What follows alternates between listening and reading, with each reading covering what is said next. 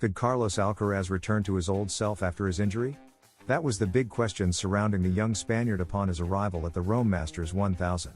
After pulling out of the Mutua Madrid Open, all eyes were on his physical condition. But after his debut, there is no room for speculation. Alcaraz is back. And not only did he win, he did so convincingly. Today, we'll tell you how his triumphant return at the Foro Italico went and what he said after the match. Carlos Alcaraz faced Dusan Lajovic in his opening match at the Rome Masters 1000, and from the first minute, he made it clear he was ready to compete. With a double 6-3, the Mercian not only advanced to the next round, but also dispelled all doubts surrounding his fitness. He looked agile, confident, and, most importantly, pain-free. "I feel great," he said with a smile after the match. "I did some sprints without any discomfort. It was a very good day at the office," he said, signaling that his right adductor is no longer an issue. His words, more than a medical report, were a relief for his fans.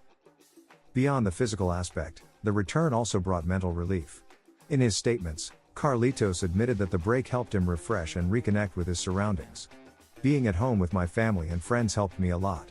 Recovering and disconnecting was key," he explained. "It's clear that not only the body is back, but also the mind. An important detail considering the demanding schedule ahead, with Rome as the prelude to Roland Garros, the second Grand Slam of the year." This victorious return not only restores Alcaraz's confidence but also sends a clear message to the rest of the circuit: he's back and he wants titles. The Spaniard made it clear that he's now looking to build rhythm match by match, but that his ultimate goal lies ahead, Paris. The way he moved on court, how he controlled long rallies, and how he dared to take risks at key moments shows that his tennis remains intact. Alcaraz even admitted that he was surprised to feel so comfortable. "Today I was able to show a great level. I didn't expect it so soon, but that gives me a lot of confidence," he confessed. That mix of humility and ambition is part of what makes him such a special competitor. Now, with the injury seemingly behind him, all eyes are on his upcoming matches. The Spaniard wants to conquer Rome, a title that still eludes him, but above all, he wants to arrive in his best form at Roland Garros. Carlos Alcaraz's return has been physical, emotional, technical, and mental. After weeks of uncertainty, the Mercian is back to doing what he does best: winning. His victory in Rome against Lajovic was not just another win, it was confirmation that he's ready to keep fighting at the top. With his body recovered and his mind clear, Carlos is once again inspiring his fans and earning the respect of his rivals. Alcaraz, free of doubt in Rome: "I feel great." Carlos Alcaraz arrived in Rome with some uncertainty surrounding his physical condition, but he overcame his debut and won with confidence. Carlos Alcaraz faced a real test at the Rome Open, and he passed with flying colors, defeating Dusan Lajovic 6-3, 6-3, gaining confidence after the adductor injury he suffered in Barcelona, which prevented him from playing the Madrid Masters 1000. In the days leading up to the match, the Spanish player trained with a compression sleeve on his right leg and also wore it during the match against the Serbian, although more as a precaution than a necessity. In the press conference prior to his Rome debut, Carlos Alcaraz made it clear he was coming in with motivation, confidence, and a powerful message: "I'm glad Jannik is back. There's no better place for him to return than here in Rome." A statement that confirms the mutual respect between two of the greatest promises, and realities, of world tennis. Both have experienced intense moments in past matchups, and with Sinner ranked number 1 and Alcaraz number 3, fate seems to be setting up another showdown between them, this time with more at stake. The Mercian, who missed the Mutua Madrid Open due to a right adductor injury, has worked hard to arrive in top form for this clay court swing. Rome is one of the titles missing from his collection, and what better way to conquer the Italian capital than by facing the current tour leader, recently reinstated after serving a 3-month suspension. For Alcaraz, it's not just about winning, it's about beating the best, and he made that clear. It's good he's back, for him, for me, and for tennis. So far this season, both have shined at different times. Sinner won the Australian Open and led the ATP until his suspension sidelined him. Alcaraz, meanwhile, triumphed in Monte Carlo, proving his level remains elite. "Respect doesn't mask competitiveness. I hope to see him in the final," Alcaraz said, with a smile that blended admiration and challenge. A potential final between Sinner and Alcaraz in Rome is not just a fan's dream, it's a real possibility, and for many, the matchup that tennis needs. Two different styles, two extraordinary talents, and two personalities who represent the natural succession of the big three. Alcaraz, with his charisma, aggression, and variety of shots. Sinner, with his precision, consistency, and cool mentality. Both, at only 22 years old, have already become leaders of the tour. Alcaraz mentioning Sinner as a desired rival in the final is also a sign of sporting maturity. Many avoid talking about finals before playing the first match, but Carlitos knows that if he wants to define an era, he has to do it by facing the best, not dodging them. And the best part is that there's no resentment or controversy.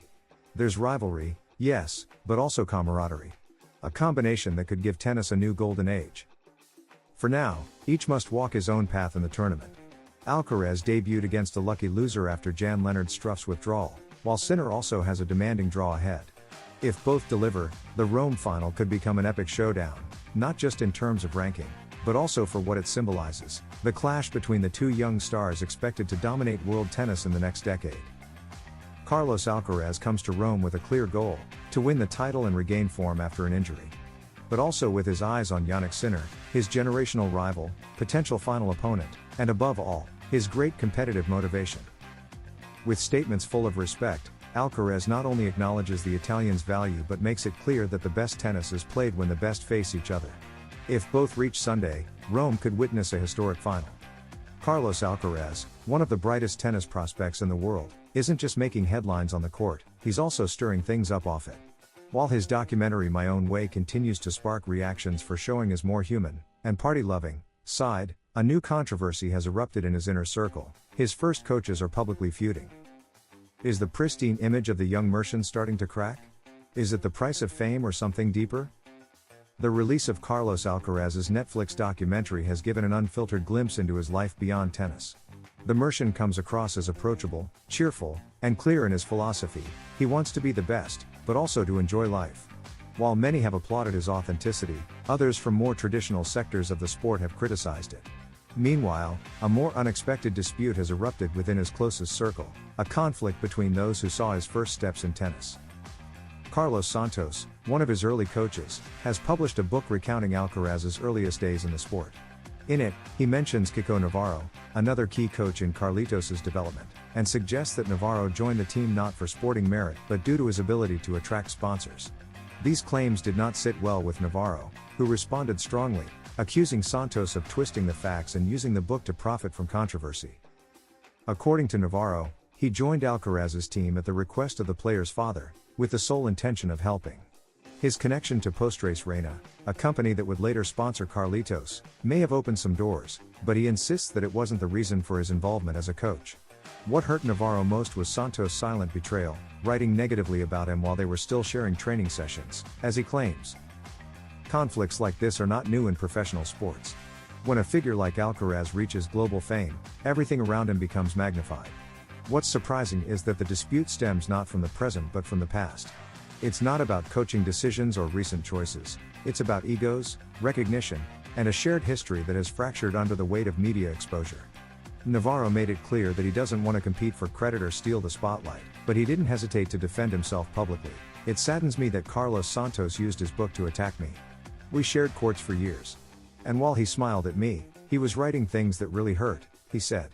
The tension highlights not just the fragility of some relationships, but also how complicated building a career can be when so many want a piece of the success.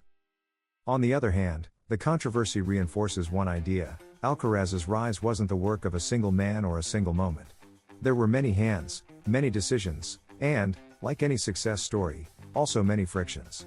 The memories of his coaches may clash, but they were all part of the same machine that brought him to the top of the tennis world.